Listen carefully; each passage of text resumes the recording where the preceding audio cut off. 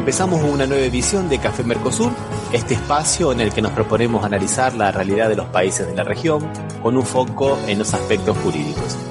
Nos pueden encontrar en www.cafemercosur.com y en las redes sociales, Facebook y Twitter, también como Café Mercosur.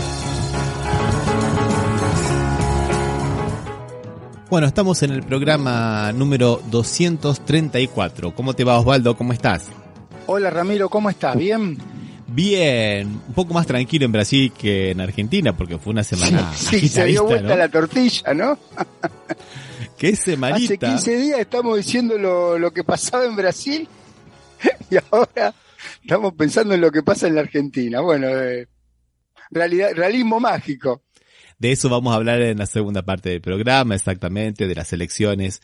Hay que aclarar a la gente que nos escucha que no son elecciones, digamos, que valgan. O sea, valen para la conformación de las listas definitivas de las elecciones que van a ser en noviembre. Son las primarias, digamos, ¿no?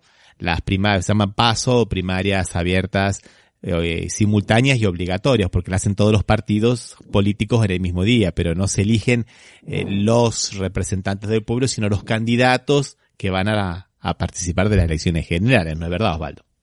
Sí, y también en todas las provincias se hace, o sea, la selección de candidatos para cargos nacionales se hace en todos los distritos del país al mismo tiempo, ¿no? Aparte de todos los partidos, y que tiene que ser obligatorio. Claro, de eso es lo que vamos a hablar en la segunda parte del programa.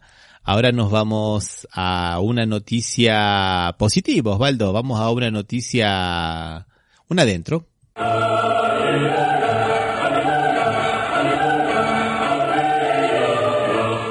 Y tiene que ver con la confirmación, Osvaldo, de una nueva sentencia favorable a Lula, o digamos no condenatoria a Lula. Lo han absuelto nuevamente en otra causa, la 19ª, la anteúltima de las causas que le quedan, porque no hubo delitos entre todo digamos, raíz de causas procesales penales que le han hecho a Lula en el contexto del lawfare, ¿no, Osvaldo? Y o sea que de las 20 que tenía, ¿le queda una sola todavía sin resolver, Ramiro? Le queda una sola. Esta se refiere a... Bueno, también esta era una de las causas, digamos, que menos peso tenía dentro de todas las que le inició la Lavallato. Esto era supuestamente por influencia indebida, ¿viste? Por tráfico de influencias, en realidad, con relación a algunas empresas que prestaron algunos servicios en Centroamérica y que decían que Lula habría hecho, digamos, lobby indebido cuando no podía. ¿Y cuál era la prueba, Osvaldo? La declaración de un arrepentido.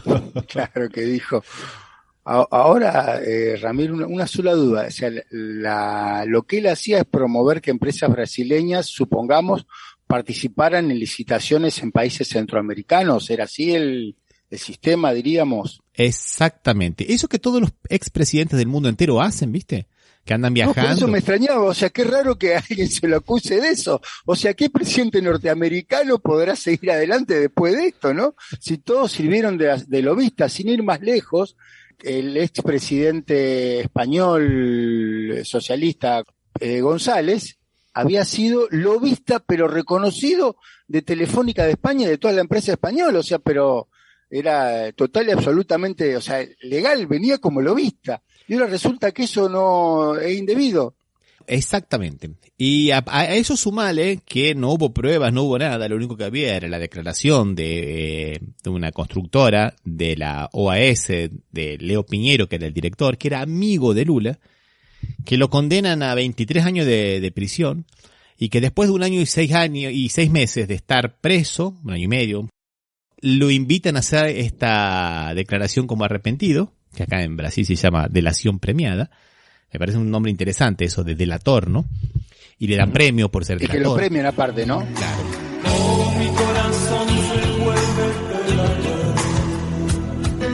Para quedar libre, dice que Lula habría hecho eso. Y después, acá viene lo interesante, Osvaldo, él de su puño y letra hace una carta para desmentir sus declaraciones y diciendo que lo había hecho porque lo habían presionado desde el Tribunal 13 de Curitiba, ¿no? Que llevaba adelante las causas del lawfare.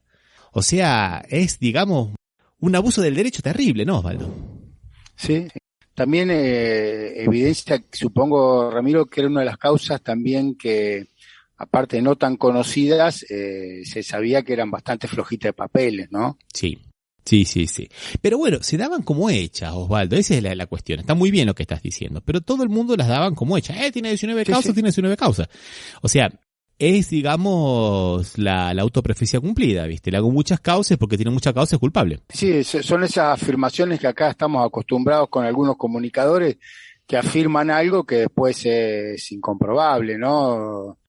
Escuchaba uno, por ejemplo, que decía, tendrá que explicar lo que es el sistema de acá de ayuda social y todo eso, pero no es para eso, nomás es solamente decía, porque una familia que gana 130.000 pesos de ayudas sociales y con otra que los dos trabajando sacan 200.000, le cae bien. El periodista le decía, otro periodista le decía, pero ¿de dónde sacaste que son 130.000 pesos? No, bueno, pero es así, porque vos y sumás, a ver, decime vos, y no sabía cómo explicarlo.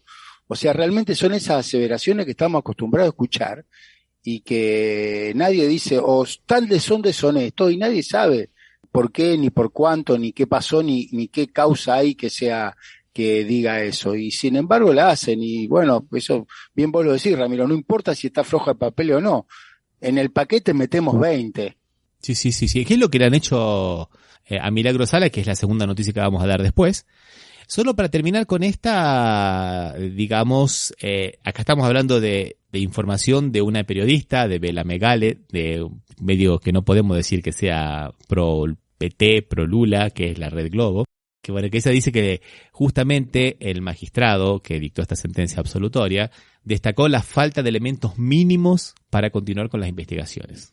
O sea, estamos hablando de una causa que se inicia en el 2011, Osvaldo. Y ya 10 años después... 10 años después se dan cuenta que no tenían con qué seguirla, ¿no? El juez fue el mismo en toda la extensión de la causa. Disculpa que pregunte esto porque no sé si el dato está, ¿no? Pero si fue el mismo juez el que la inició y hasta ahora. No, qué buena pregunta, Osvaldo. Tu pregunta es totalmente perfecta porque las causas se inician en Curitiba y después... Como nosotros venimos diciendo en este programa hace 5 años, de que no existe esa competencia universal de Curitiba, cuando la Suprema Corte de Justicia dice que tienen que distribuirse en los respectivos fueros de la competencia que debería haber sido la originaria, ahí se empiezan a caer en los tribunales, digamos, provinciales. Esta causa se ventiló en San Pablo. Por ejemplo, lo que dijo esto es la jueza María Carolina Ayub del 9º Juzgado Federal de San Pablo. Buenísimo lo que estás diciendo, porque si hubiera sido en Curitiba, estaba preso. Estaba condenado. O sea que las causas cuando iban al juez natural, el juez natural en una investigación decía que faltaban las pruebas. Bueno, ha pasado. Qué noticia, ¿no? Claro, porque el juez natural en este caso tiene razón de ser, evidentemente. Ha pasado con las causas que han sido distribuidas a los verdaderos jueces que les correspondían en San Pablo, en Río y en Brasilia. Y algunas han caído en el Supremo Tribunal Federal, la Suprema Corte de Justicia, ¿no? O sea que no es que la Suprema Corte de Justicia, como quieren decir ahora desde los lados opositores y desde los medios de comunicación que todavía no hacen un mea culpa, que es lo que vamos a hablar ahora, Osvaldo, no es que la Suprema Corte, digamos, es a favor de Lula, está fallando, digamos, de una forma sesgada a favor de Lula. No. Algunos procesos han caído en la Suprema Corte y otros han dicho, bueno, que se anule y que se juzgue conforme a derecho donde debe ser, y ahí están cayendo. Buenísima tu pregunta, Osvaldo. Qué bueno, ¿no? Que se haya podido resolver de esta manera y que lo hayan definido en muchas de las causas el juez que tendría que haber entendido originariamente. Sí. Un poco es eso, ¿no? Otro periodista, hablando del mismo caso, ¿no? Otro periodista de la Red Globo, Noblat, hace una autocrítica sobre los medios de comunicación en relación a Lula y a Lavallato, ¿no? Y él dice lo siguiente: ¿por qué los periodistas creemos fácilmente en la información que nos brinda la Lavallato y ahora con mucha dificultad no queremos admitir que se cometió un error? Es una pregunta que él se hace, ¿no? Y es la autocrítica que tienen que hacer todavía los grandes medios de comunicación que siguen encubriendo las cosas de la Lavallato. No sé por qué, no sabemos quién es el que está de alguna manera engrasando, aceitando los engranajes de esta maquinaria del lawfare, que todavía que la parte, digamos, de los medios de comunicación es muy importante, Osvaldo, ¿no? Sí. O si ingenuamente piensan que Sergio Moro puede ser candidato a presidente en el año que viene para ganarle a Bolsonaro. La verdad que, no sé, yo soy medio conspiranoico, Osvaldo. Yo sabés que me gusta la teoría de la conspiración. Yo voy más por lo primero, ¿viste? Pero, o sea, hay posibilidades que en algún momento sea candidato en la próxima elección o cuando sea Moro. Buena pregunta. Esta semana viajó acá a Brasil y está de alguna manera tratando de ver si algún partido le abre la alita para cobijarlo, ¿viste? Y que se presente. Lo que pasa es que está más quemado que pollo el espiedo, ¿viste? Pero mirá lo cómico del tuyo. ¿Viajó a dónde? A Brasil, porque en realidad tendría que decir viajó al exterior, no. O sea, él vive afuera y viaja a Brasil para ver si puede ser candidato a intendente. Osvaldo, qué prosaico que sos vos. ¿No sabés que la gente bien vive en Estados Unidos, che? Qué prosaico que sos vos. Sí, acá tenemos en Estados Unidos y en Uruguay viven, Ramiro. Acá somos es verdad. En Miami o en Punta del Este, en Montevideo, están la gente bien. Claro, vos que tenés mentalidad de pobre, por eso, ¿viste? Claro, sí, tenés razón. Yo lo veo con los ojos de mi pobreza. Vamos a una pausita musical, Osvaldo, y después seguimos. Vamos.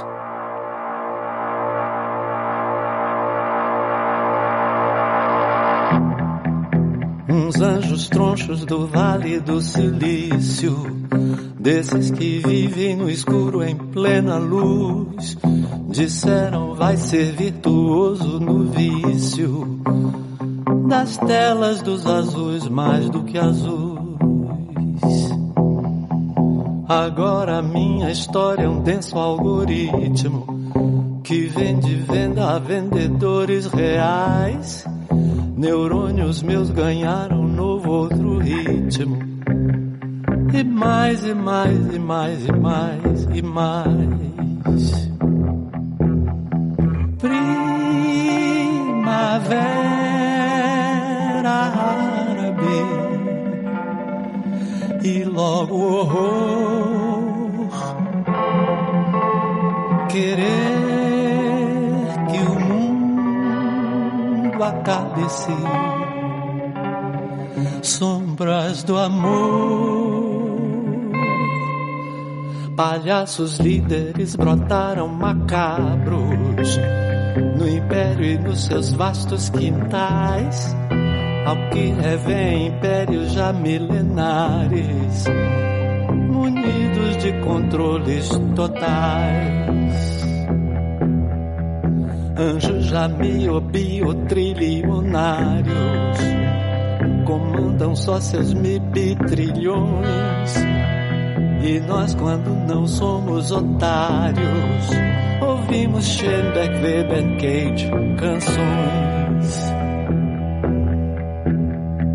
Ah, morena bela, estás aqui, sem pele, tela a tela. Estamos aí. Posto vil poderá matar. Que é que pode ser salvação? Que nuvem se nem espaço há. Nem tempo, nem sim, nem não. Sim, nem não. Mas há poemas como jamais, ou como algum poeta sonhou, nos tempos em que havia tempos atrás. E eu vou porque não, eu vou porque não, eu vou.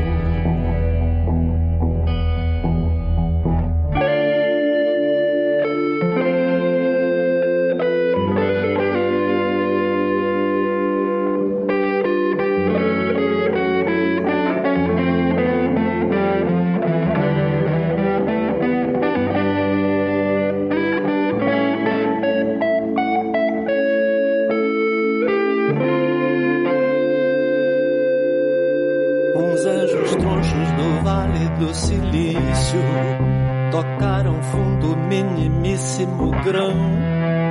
E enquanto nós nos perguntamos do início, Miss Aires faz tudo do quarto com o irmão.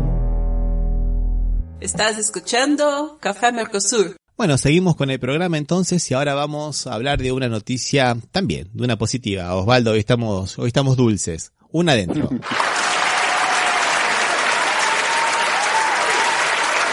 Esta también está relacionada con el lawfare, pero viene de Argentina, Osvaldo. Es específicamente de Jujuy, ¿no? Sí, y un poco en la misma sintonía que la última noticia que comentamos en el bloque anterior, que vos bien referenciaste, porque con Milagro Sala sucedió algo muy parecido. Una de las causas que tenía, estas causas que solía inventar, ya podríamos decir casi solía inventar la justicia de Jujuy, por intermedio de la influencia del gobernador, se cayó, porque la Corte dijo que no. Sí, y ahora un nuevo episodio de esa declaración de inocente, ¿no? De que la causa nunca existió, es este recurso que justamente el gobernador Evo Morales interpuso en casación para ir a la Corte Suprema de Justicia para tratar de revertir la situación procesal, ¿no? O sea, que se siga el proceso y que sigan declarándola culpable. Se la han rebotado, Se la han rebotado. Los jueces de la cuarta sala del Tribunal de Casación entendieron que el recurso extraordinario que presentó no haya viabilidad formal porque no se dirige contra una sentencia definitiva ni equiparable a una sentencia definitiva por sus efectos. Esto puede parecer cosa menor, Osvaldo, pero justamente para ir, digamos, por un recurso extraordinario, una de las cosas es que la sentencia sea firme, ¿no es verdad? Creo que hay dos cosas que son básicas. Sentencia firme, sí, o que tenga efectos firmes y causa federal, ¿no, Osvaldo? Sí, o sea, hecho extraordinario también. Por eso un recurso extraordinario que se usa, que se necesita y se hace un examen de admisibilidad al principio. Uh-huh. Si no cumple con los requisitos, queda fuera. Esto es importante porque generalmente esta admisibilidad se hace en la instancia superior. Pero como este es un recurso extraordinario que bien vos dijiste, es muy restringido, se hace la admisibilidad. Si la admisibilidad te la rechazan, por cualquier cuestión de forma, aunque sea de forma, en este caso no, porque es de fondo, pero bueno, no se llega adelante a la instancia superior. Y entre otra cosa interesante, Osvaldo, es lo que dice acá la sentencia, ¿no? El recurrente no ha cumplido con el requisito de refutar todos y cada uno de los fundamentos que dieron sustento a la decisión apelada, como así tampoco ha logrado demostrar que la resolución que impugna es contraria a derechos federales invocados como fundamento de la pretensión interpuesta. No han hecho nada, Osvaldo, son unos vagos. En buen criollo, sí, no han trabajado. Creen que porque presentaban... Lo que pasa es que justamente para llegar al recurso lo más difícil es asegurar que hay un derecho violado, porque no puede ser en cuanto a la prueba, nada, sino sobre un derecho violado. Y se demostró que no tenían argumentos legales. O sea, esto es lo que dice que lo hicieron sin argumento. En realidad es eso, Lo hicieron sin argumentos. O sea, ya se ha expedido en los tribunales superiores diciendo que no era delito lo que había pasado. Ahora, aparte, le dicen que no hay ningún derecho violado en ese trámite. Son vagos porque no les importa el derecho. Son realmente persecutores políticos más que personas relacionadas con el derecho. Por eso me parece interesante ponerlo para que veamos cómo trabaja el lawfare, ¿no? Menos mal que la podemos festejar esta decisión, ¿no? Son dos buenas noticias que nos tocó empezar el programa y las dos en el mismo sentido, sobre que a veces los procedimientos que tantas veces nos quejamos de lo contrario al procedimiento que se estaban desarrollando, lo contrario a un procedimiento legal, en este caso los procedimientos terminan dándole la razón, tanto en Lula como en Milagro Sala. Así es. Bueno, vamos a pasar rápidamente a una noticia de terror. Osvaldo, no podemos estar tan bonitos hoy. Vamos a una de terror. A ver, dale. Sí, ya nos tocaba. Y seguro que tiene que ver con Bolsonaro.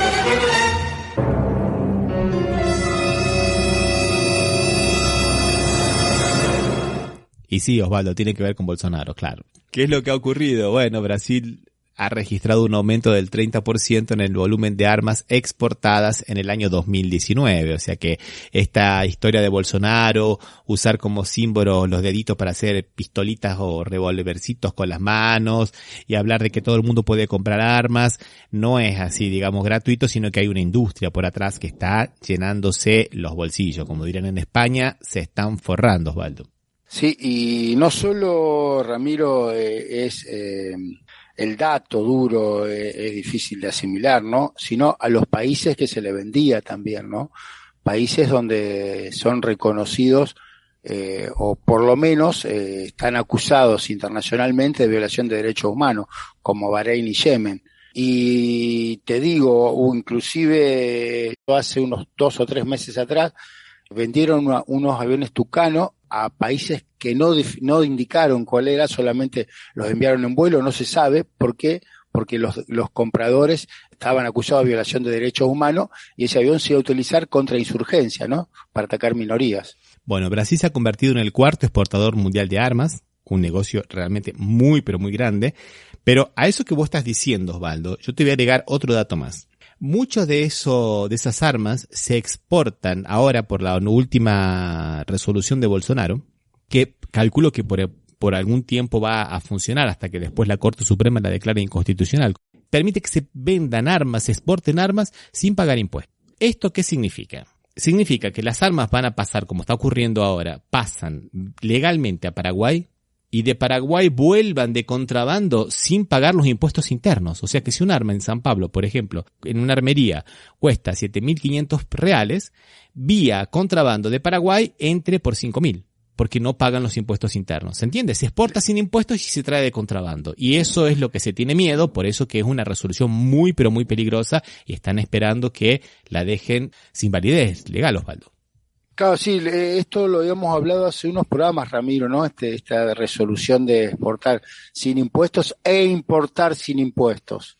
Sí, y el contrabando directo, Osvaldo, el contrabando, porque en realidad hay mucho contrabando de armas, a pesar de que también últimamente se han mejorado un poco los controles carreteros, pero lo mismo, entra cualquier cantidad de armas, entran muchas armas y la mayoría de esas armas son brasileras, fabricadas en Brasil. Antiguamente eran de contrabando muchas veces, lamentablemente, de fabricaciones militares de Argentina, que se exportaban a Paraguay y se contrabandeaban a Brasil, pero ahora prácticamente son, digamos, industria nacional, más bien en Brasil. Que las mandan, mirá vos que enroque que hacen. Y bueno, y vamos a hablar de una noticia, digamos, también otra de terror, vamos.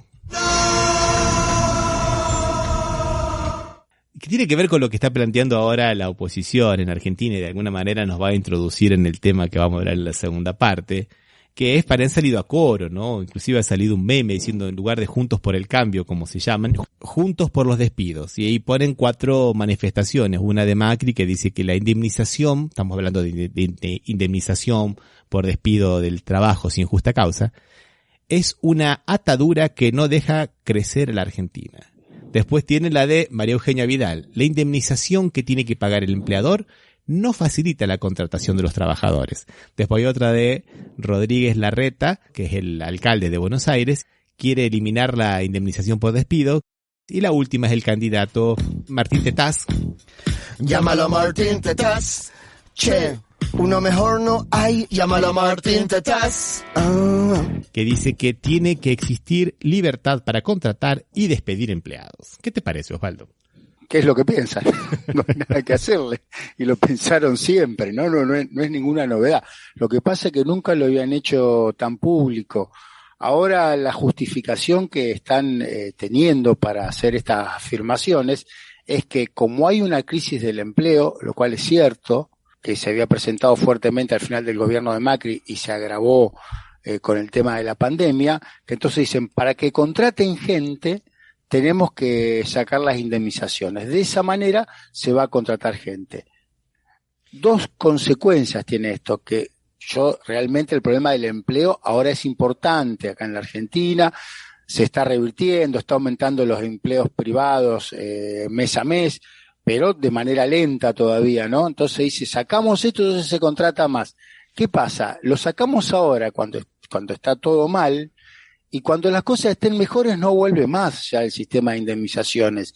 El pensamiento de Martín Tetaz, ese de que hay que despedir cuando se quiere y se contrata cuando se quiere sin ningún tipo de formalidad, va a terminar en eso, en que la gente va a tener inseguridad sobre su trabajo, ¿no? Como escuchaba un expresidente norteamericano de muchos años atrás, no es de los actuales o de los que todavía están vivos, que decía que Estados Unidos hizo grande con 2 palabras, está despedido, ¿no?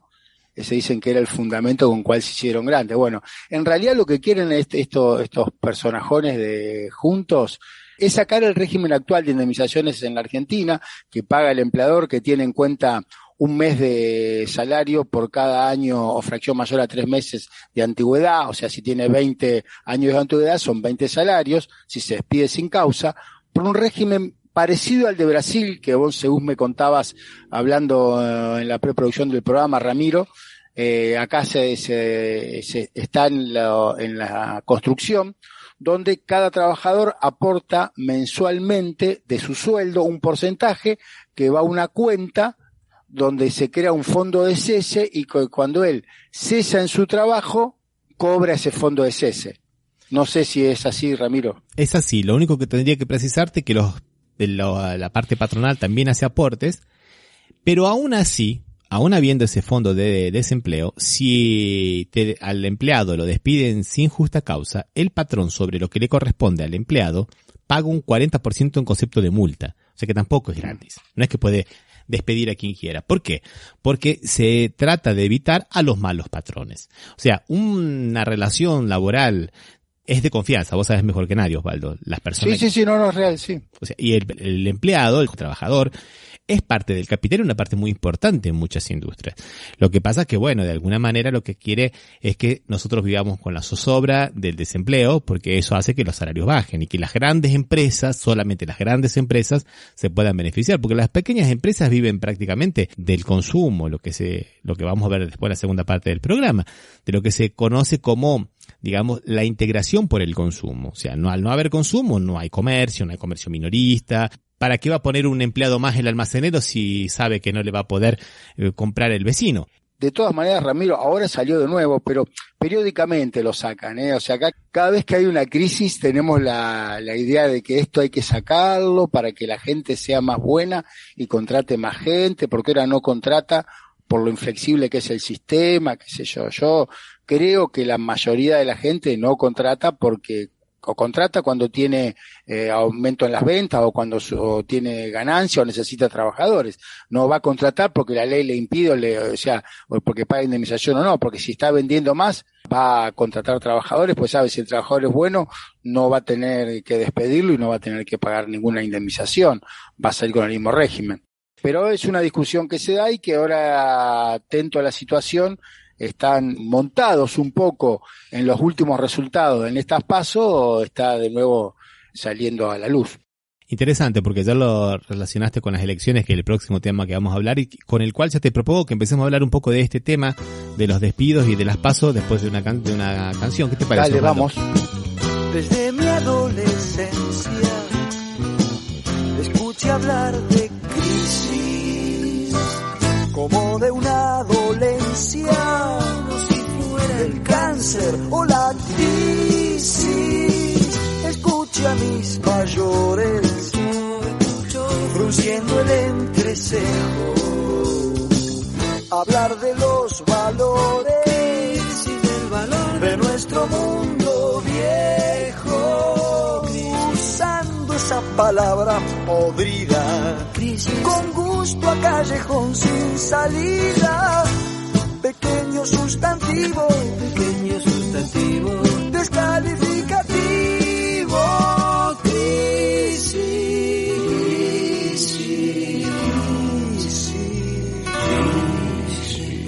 crisis en la luz de los ojos del hombre, crisis en las ganas de amar de la gente, crisis aunque sea tan solo un nombre para echarle toda la culpa al presente.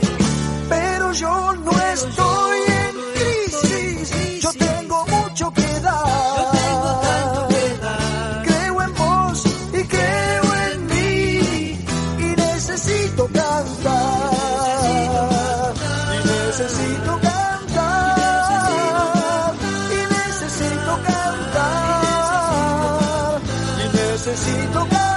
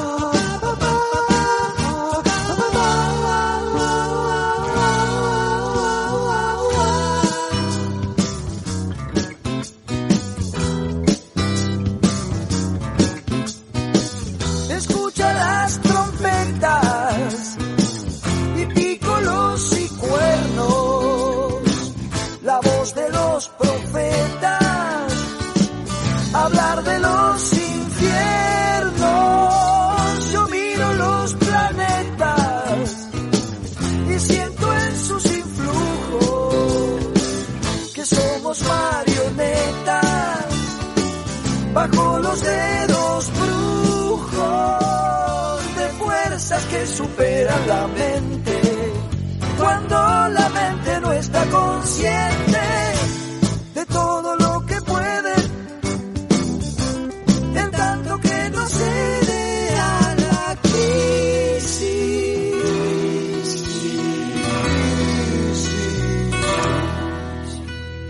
Crisis de pareja, crisis de nervios, crisis económica, crisis del llanto, crisis de valores, crisis de histeria, crisis energética, crisis de canto.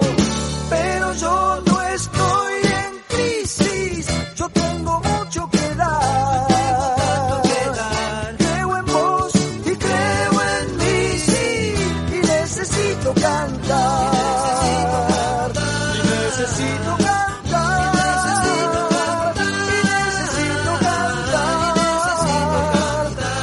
Necesito cantar, y necesito cantar, y necesito cantar.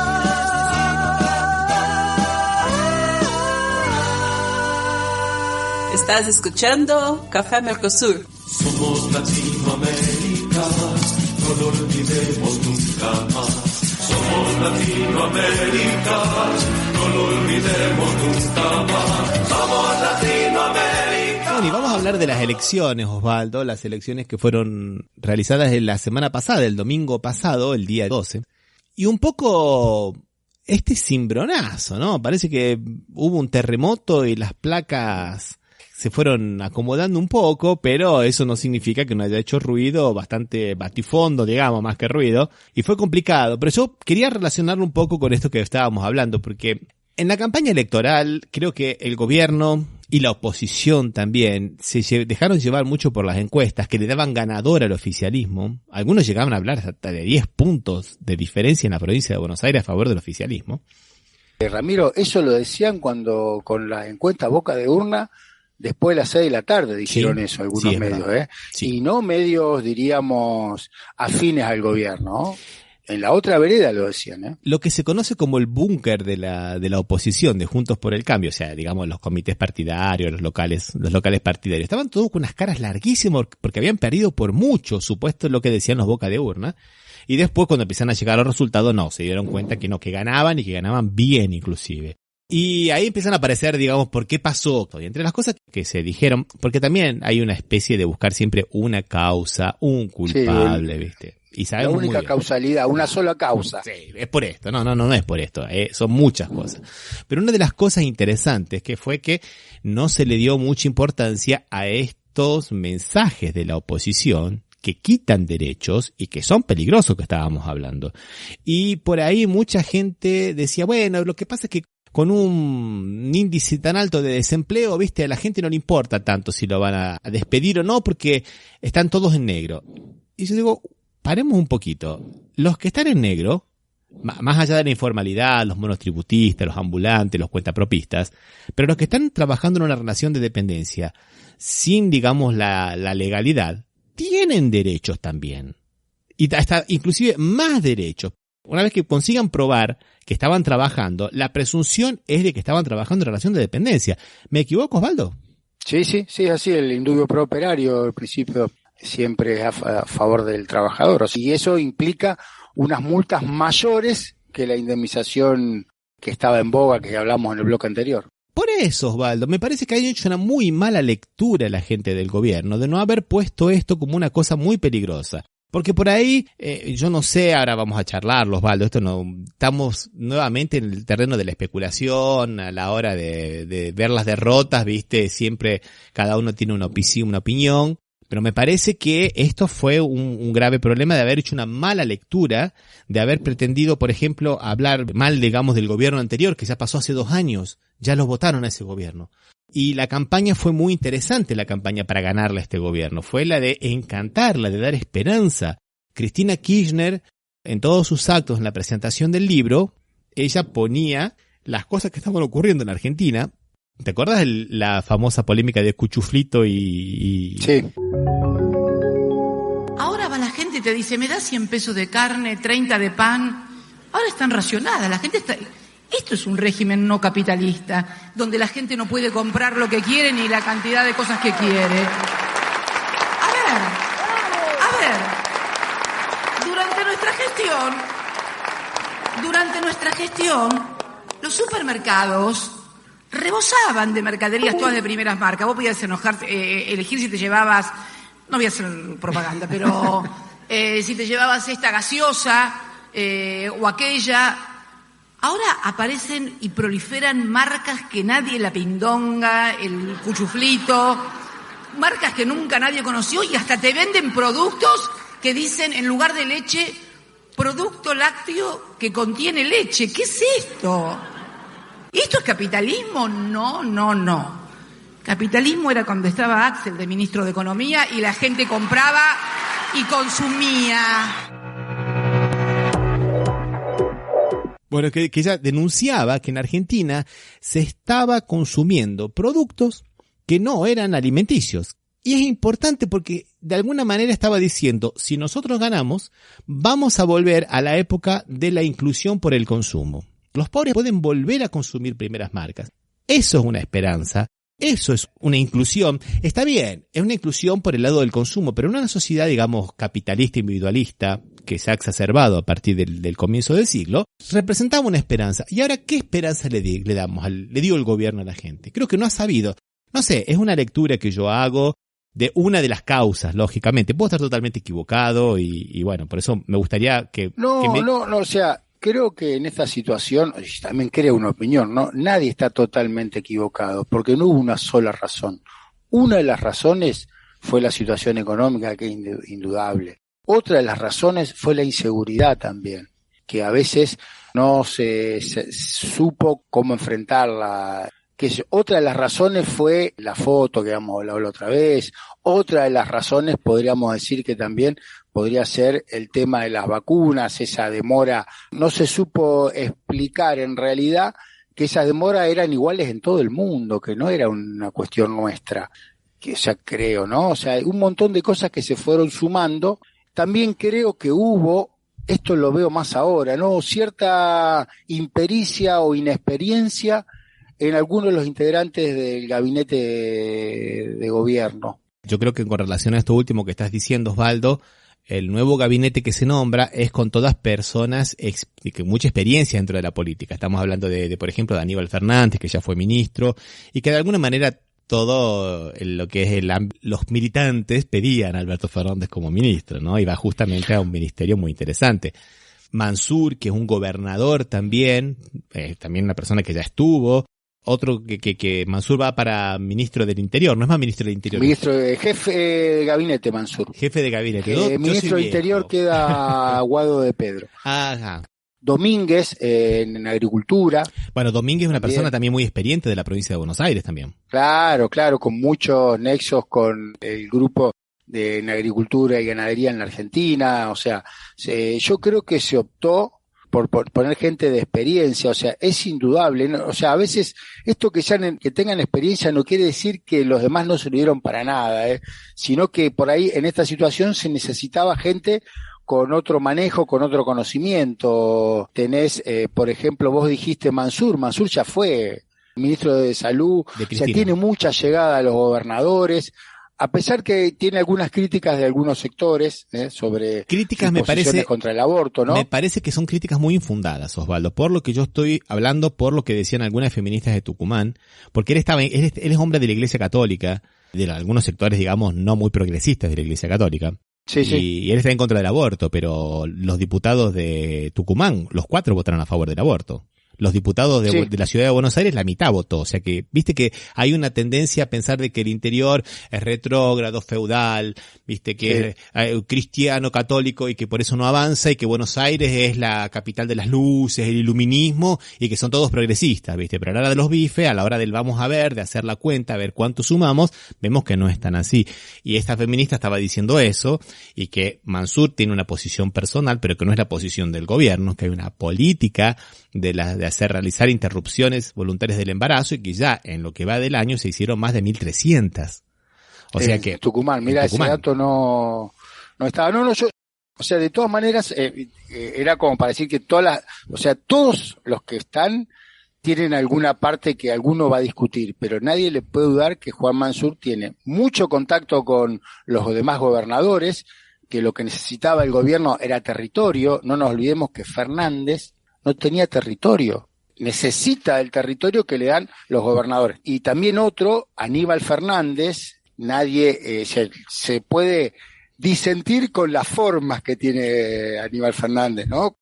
O con los modos que tiene, pero ya fue ministro, ya se sabe cómo sus relaciones con las demás fuerzas, con las fuerzas policiales, tanto las nacionales como las provinciales, ya tiene como un mapa del delito. O sea, realmente estas elecciones significaron eso, porque la crítica a la inseguridad no salía sobre todo de los sectores más adinerados, que son los que se pueden pagar una alarma, pueden vivir en un, ¿cómo se llama? En un country cerrado, sino que sale de la gente humilde que va a trabajar a la mañana al trabajo. Cuando vuelve, lo roban, lo asaltan. O sea, esa gente necesita realmente protección. Es lo que pasa acá en Brasil, Osvaldo. Es buenísimo lo que estás diciendo, porque es el pequeño delito el que más irrita.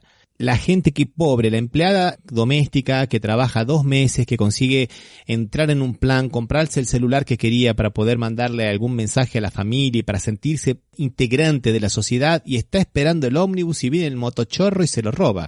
Aquel tipo del Uber, por ejemplo, que pasó acá, lo estaba estudiando una antropóloga, Rosana Peñero Machado, que lo ponía como ejemplo, el tipo del Uber que lo roban, pero no, ladrón no solo que lo roba, sino que lo toma de idiota, de otario, le pone la pistola en la cabeza y lo hace ponerse de 4 patas para humillarlo. Entonces el tipo lo que quería era una pistola. Así que nunca más me humillen. Es muy complicado. El pequeño delito es muy importante. A tal punto que el año pasado los delitos en Capital Federal, que supuestamente es una isla donde no ocurre nada, de los homicidios aumentaron el 20% y de eso no se habla, por ejemplo. Está bien que hay todo una especie de protección mediática y todo lo demás, pero los delitos en la Capital Federal el año pasado aumentaron el 20%, y de eso no se habla, ¿no? Yo creo que la designación de Aníbal, o sea, tampoco ningún ministro o persona puede hacer milagro en 15 días o 20 días, ¿no? Eso es real. Pero yo creo que es un mensaje. Domínguez en agricultura es un hombre con mucha cercanía con el campo, que no le va a cambiar la cabeza a todos los del campo de un día para el otro, pero por lo menos va a poder tener un diálogo distinto. Un dato que me había olvidado, Ramiro, uno de los datos negativos cuanto en la pandemia fue la morosidad que tardó el gobierno nacional en habilitar las clases presenciales, que eso sobre todo ahora a la distancia, uno lo ve y se afectó mucho a la clase media, ya que era un momento que tenían los padres para poder dedicarse a su trabajo o para poder dedicarse a hacer otra cosa, estando los chicos en la escuela, con todo el riesgo que esto no deja de tener, ¿no? Pero bueno, este hombre, Jaime Persic, ministro de Educación, viene de la Universidad de Hurlingham, que es el conurbano bonaerense, o sea que tiene mucho conocimiento de la enseñanza en lugares que no son Capital Federal. O sea, realmente es un tipo que podría ser y que quiere que los 800.000 alumnos que perdieron la escolaridad en estos últimos año y medio se vuelvan a recuperar, se traigan de nuevo al sistema educativo. O sea, hagamos una pausa musical y seguimos, Valdo, ¿qué te parece? Dale, sí. A través de un vidrio empañado, un desfile incesante de recuerdos. La imagen transformada de un amigo de otros tiempos asfixiaba con su axila 4 libros, 4 sabios pensamientos. En la parada del 5 le preguntamos: ¿a dónde vas? Al centro, nos respondió, y el que nunca más volvió, el barrio lo está esperando. Gastó todo el sueldo en libros, y qué manera de tirar la plata. Se lo veía confundido y la cabeza le pesaba y la cuchara agonizaba en una sopa de letras. Sus amigos resultaron simples, dejó el barrio y se fue para el centro, para parar entre intelectualoides y el novista mistificador, y la cuchara agonizaba en una sopa de letras.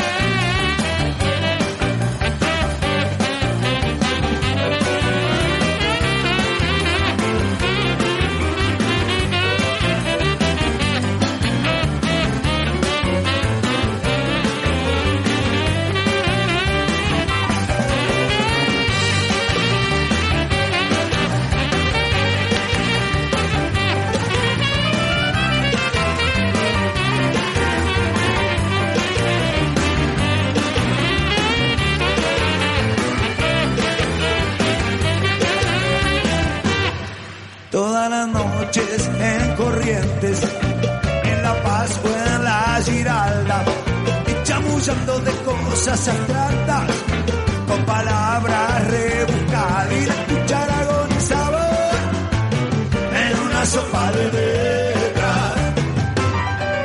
Empezó a usar anteojos, sus ojos no veían viejo, tan presumido él sábelo todo, que no podía comprender que la cuchara se moría en una sopa de letras.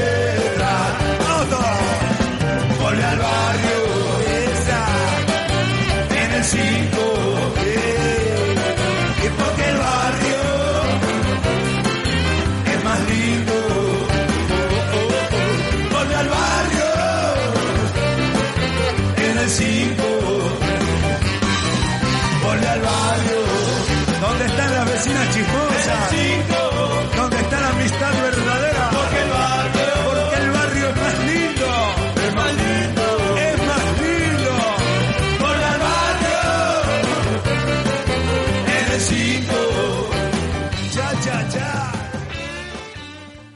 Esta semana ha sido bastante agitada, dijimos, en Argentina, porque esto no fue, digamos, una reunión civilizada tomando el té, comiendo scones, sino que fue una especie de dimes y diretes que termina con los ministros que están identificados con el sector de Cristina Kirchner, públicamente poniendo a disposición las renuncias, no indeclinables, ¿no? Pero lo hacen públicamente. Alberto Fernández hablando por Twitter de que él es el presidente, que él hace las designaciones y de alguna manera que opción del hombre, acá soy yo, el macho soy yo y se acaba. Y después Cristina que lanza una carta explosiva donde habla de algunas cosas muy interesantes. Primero, que esta crisis no ocurre después de las elecciones, sino que esta crisis ocurre por no haber discutido antes de las elecciones por dos visiones diferentes que se tenían, un poco lo que dijimos tangencialmente nosotros, que era una visión muy centrada en Buenos Aires, muy centrada en quien no sale del Palacio de Gobierno, y otra en los que andan caminando la calle y territorio. Cristina dice, por ejemplo, en un determinado trecho de la carta, Osvaldo, yo no leo las encuestas, a mí me decían que íbamos a ganar por las encuestas, yo leo economía política y leo temas de política, y yo sabía que íbamos a perder, y se lo dije, y no me hicieron caso. Ahora, por favor, háganme caso, refundemos el partido, asumamos el compromiso que nosotros tuvimos allá en el 2019, vamos a volver para ser mejores. Vos dijiste una cosa muy interesante, Osvaldo, hablaste del salario. El salario está entre 5 y 6% más bajo que en diciembre del 2019. ¿Hubo una pandemia? Hubo una pandemia. Nadie va a negar eso. Pero está entre 5 y 6%. 6% en el sector público, 5,6% en el sector privado y casi 6% en los trabajadores informales. Cuando la economía creció sí, a niveles anteriores a la gran hecatombe de agosto, cuando a Macri le dio la loca y estalló la bomba, ¿te acordás, Osvaldo? Que subió el dólar, se despachó con un discurso explosivo que reventó la economía. Justamente tocaste ese tema que yo lo venía pensando, ¿no? Ahora esta semana fue de un movimiento, un dimes y direte, corría sangre para todos lados, era terrible. Y nadie se acuerda que en las elecciones anteriores, cuando le tocó perder la presidencial en las PASO, que ya se sabía que perdía, Macri se devaluó el 60% la moneda argentina. Entre las PASO de agosto, del 11 de agosto, y el 10 de diciembre que se fugaron 11.000 millones de dólares. Vaciaron las reservas del Banco Central. Todo lo que vino por del préstamo al FMI fue para evadir dinero al exterior. Y todavía el que era presidente en ese momento, en su primer discurso, nos reta y no echa la culpa a nosotros. Claro. O sea, nos retó a todos y ahora nadie está bien que está mal volver al pasado, lo habíamos hablado antes, ya lo dijiste vos muy claramente. Pero hay cosas a decir, ¿por qué esa doble vara cuando vos haces lectura de las cosas? Parece que estaba bien, se devaluó el 60% y estábamos todos felices porque devaluamos el 60% de la moneda. Esta última semana, Ramiro, en otra época y en otra situación, ¿qué pasaba? Había seguramente feriado cambiario después de una situación así. Y la moneda ni se movió, el dólar o el euro en la Argentina. Se movió un poquito, como es lógico. Otra cosa interesante, Osvaldo, como para ir ya más o menos terminando algunas causas, que mucha gente habla de que la sociedad argentina se derechizó, y la sociedad argentina no se derechizó, estamos siempre pensando a partir del porteñocentrismo, lo que pasa en Buenos Aires parece que pasa en todo el país. Entonces, un fenómeno de Milei que saca 15 puntos, que también es, digamos, reflejo de otros, digamos, movimientos de derecha del mundo, pero es un fenómeno muy local, o sea, hay muy poca representación en el resto de los, digamos, de las provincias. Pero Juntos por el Cambio no sacó más votos. Perdió los votos el Frente de Todos, en realidad. Y perdió los votos, inclusive, yo acá me voy a poner muy audaz, Osvaldo, y por favor frename vos si lo hago. Pero estaba pensando en Jujuy, donde Frente de Todos perdió votos principalmente para la izquierda, ¿no? Sí. Que sacó 23% la izquierda. 23%, sí. Está bien, diputado. Que es un candidato muy especial, porque es un basurero, muy articulado, una persona muy buena, que, digamos, podemos pensar lo que es el factor individual. Ahora yo te digo, ¿cuánta de la gente de la Tupac Amaru lo votó a ese candidato? ¿Cuánta de la gente de la Tupac Amaru no está recaliente, digamos, está terriblemente enojada, enfadada con Alberto Fernández porque no fue capaz de meterse con los casos de lawfare en Jujuy? No solamente Milagro Sala, sino 10 compañeros más están padeciendo los procesos de lawfare. Y sin embargo, sí, Alberto Fernández de alguna manera parece que prefirió no meterse en Jujuy para no crear un nuevo frente. O sea, esas decisiones me parece que se pagan, porque no fueron votos para Morales, fueron votos para la izquierda. Y sabemos que la izquierda crece siempre comiéndole las orillas al peronismo, ¿no es verdad, Osvaldo? Sí. Aparte, para mí no se derechizó la sociedad, sino el que se derechizó mucho fue Juntos por el Cambio. Lo corrieron por derecha y la resolución fue ponerse más a la derecha, a tal punto que uno de los candidatos, Milei, que vos decías, Rodríguez Larreta lo acusa de socialista. Sí. Si algo que no es Rodríguez Larreta podrá hacer cualquier cosa, tanto buena como mala, pero malo. Algo que no es seguro es socialista. Bolsonaro decía lo mismo de Fernando Enrique Cardoso, ¿no? Esa posición yo no creo que son de la sociedad, y aparte ya hubo de este tipo, de Narváez, lo habíamos dicho, pero nos olvidamos también de Aldo Rico, pero otros ya derechizados, o sea, no creo que sea una novedad en este caso, cuando el peronismo no responde a lo que pide el país, pasa estas cosas, pero no responde del todo. Ahí te quería plantar dos temas más, Osvaldo, brevemente para ir comentándolos y cerrar este análisis. Por ahí mucha gente está hablando de la sobrerepresentatividad de las causas feministas, porque se saca la ley del aborto, porque se hace la declaración de género autopercibida en los documentos. Hoy las personas pueden declarar su sexo como masculino o femenino, mejor dicho su género. Lo que pasa es que todavía el documento dice la S de sexo, sí, cosa que se critica porque pues no pone género. Bueno, puede declararse otro. Entonces hablan que bueno, que sí, que hay una sobrerepresentatividad de esas causas y que bueno, solamente como que se le ha dado importancia solamente a eso. Y yo creo que tienen razón y no tienen razón. Tienen razón que hubo una sobrerepresentatividad, pero no porque se haya hecho mucho, sino porque no se ha hecho lo otro, me parece. O sea, decís como que con ese discurso se reemplazó lo que no se hacía en otra instancia. No, como solamente se trabajó bien en ese tema, como no se trabajó bien en el área social, en el área del salario, ahí solo parece que lo que se ve es eso, porque no hubo lo otro, no porque esto esté mal. Por ahí yo veo que muchos sectores critican al feminismo por esto, pero no, me parece que está bien lo que ha hecho, me parece muy bien la tarea de la ministra Alcorta, que es la ministra de Mujeres y de Género. Lo que está mal es el resto, es que como dice Cristina en la carta, se haya subejecutado el presupuesto para las cuestiones sociales. Ahí me parece que al faltar lo otro, no se puede apostar solamente a esto. Porque es eso, estamos en una situación de crisis, ¿no? Que eso, como diríamos, que tiene un tope, un límite esa política en cuanto a volumen electoral, diríamos, que no abarca todo. Si vos no resolvés otras situaciones, o sea, esa no termina siendo una situación, una parte de todo, ¿no? Lo que tendría que haberse dedicado al otro. Sí, yo creo que tenés razón en eso, sí. Aparte no está mal, al contrario, no está mal la política que se llevó adelante en género, sino está mal que no se haya llevado adelante en otras áreas. Claro, exactamente. Sí, es cierto.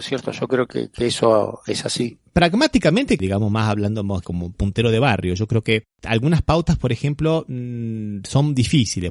Hay que hacerlo porque hay que hacerlo, porque es una deuda con la sociedad, es una acción de gobierno, pero no es una acción proselitista, no te da votos, porque los votos lamentablemente muchas veces van más para la izquierda que para nosotros, ¿no? Porque la izquierda se apropia muy bien de eso, te niega todo y te dice que las conquistas son por la lucha, no porque haya un gobierno que las quiera llevar adelante. Lo mismo ha pasado con los derechos humanos, ¿no? Y con los matrimonios y con el matrimonio igualitario pasó igual, que era, en realidad no, yo no lo hizo tal gobierno, lo hicimos nosotros con el cambio. Sí, pero estuviste presionando mucho tiempo y nunca te dieron cabida para hacer eso. No importa, lo hicieron porque yo hice. Sí, es cierto, es real eso, sí. Es multicausal el problema. Yo digo, hay que hacerlo porque nosotros no gobernamos para ganar las elecciones, gobernamos para la sociedad, y la sociedad lo necesita. Sí. Eso que quede claro, es lo que yo estoy diciendo es muy digamos de barrio, de café, muy de café, ¿no? No, Ramiro, pero si no ganás elecciones tampoco no podés seguir haciendo las reformas, o sea, es una cosa que tenés que hacerlas en un sistema democrático, funciona así, como la derecha quiere seguir ganando elecciones para imponer las medidas retrógradas y la vuelta al siglo XIX, el otro sector tiene que ganar las elecciones, pero para seguir consiguiendo mejoras para todos, o sea, que uno sienta que está mejor. No que está igual que hace 100 años atrás. Y hoy me parece que más que nunca, Osvaldo, y acá podemos ir finalizando con esto, me parece que han entendido muy bien, tanto Cristina como Alberto, que tienen que estar unidos, ¿no? Porque si no están unidos, creo que el proyecto se va todo al demonio. A Cristina, con todas las críticas que hizo, en ningún momento cuestionó a la autoridad de Alberto. Tanto así que aún los ministros que se identificaban con el espacio de Cristina Kirchner presentan la renuncia, pero no de forma indeclinable, como diciendo, Alberto decide. Todavía el que decide es Alberto. Y Cristina en la carta lo deja claro. Yo no seré Cobos, que me voy a pasar a la oposición. Yo no abandonaré nunca el proyecto. Yo soy peronista. Y el que toma las decisiones es el presidente. Me parece que eso también es un espaldarazo a la autoridad de Alberto Fernández. Lo que le está pidiendo es más diálogo y que haya un cambio de mirada de la política y que se vuelva un poco a las esencias, que no es nada más ni nada menos que el discurso de la Plaza de Mayo el día 10 de diciembre, ¿te acordás? Alberto, escucha el pueblo y gobierna en favor del pueblo. No dentro de ese microclima porteño que hay, viste, de que no se sale de ahí, de los medios de comunicación. ¿Qué importa si lo que diga Clarín? Lo importante es lo que necesita. ¿Cuántas semanas estuvieron hablando si una candidata dijo garchar o no garchar? Y cuando lo importante pasaba por caminar los barrios y ver que la gente en los barrios tenía bronca. Ver que, por ejemplo, que mucha gente se quedó esperando que fueran a buscar para llevarla a votar, como siempre, y no fueron. Y que mucha gente no pudo salir del barrio porque hacía 6 semanas que llovía y no le habían asfaltado la villa. O sea, esas cosas me parece que son fundamentales, ¿no crees, Osvaldo? Sí, totalmente. Creo que inclusive los mismos cambios, ninguno de los integrantes del gabinete económico, ninguno es representativo de Cristina, de hecho los nuevos, Claro. Mirar el listado y te das cuenta que ninguno es una imposición de Cristina, porque ninguno está del grupo más cercano a ella. La verdad que no. Importantísimo lo que estás diciendo. Te diría que de todo Filmo es el único que tiene un poco más de cercanía, pero después lo demás. Importantísimo lo que estás diciendo, porque en esta jugada Cristina perdió. O sea, no es una disputa por los cargos, es una disputa por el modelo, por el rumbo del modelo. Buenísimo lo que estás diciendo, Osvaldo. Menos mal que nos vamos con ese mensaje que está muy bueno, Osvaldo. No fue una disputa por un espacio de poder, fue simplemente darle rumbo, inclusive sacrifica grandes peones de su espacio, Cristina, porque se le va ministro, queda Guado de Pedro, pero se fueron ministros personas que particularmente trabajaron muy bien. Pero bueno, lo importante acá es el rumbo. Bueno, dejamos por aquí entonces. Bueno, Ramiro, nos veremos, seguiremos el próximo programa teniendo una visión sobre esto también, un poquito, aunque sea, saber cómo va evolucionando esto, porque las cosas están pasando ahora, ¿no? En la Argentina. Un abrazo, Osvaldo, hasta la próxima. Chao, hasta la próxima.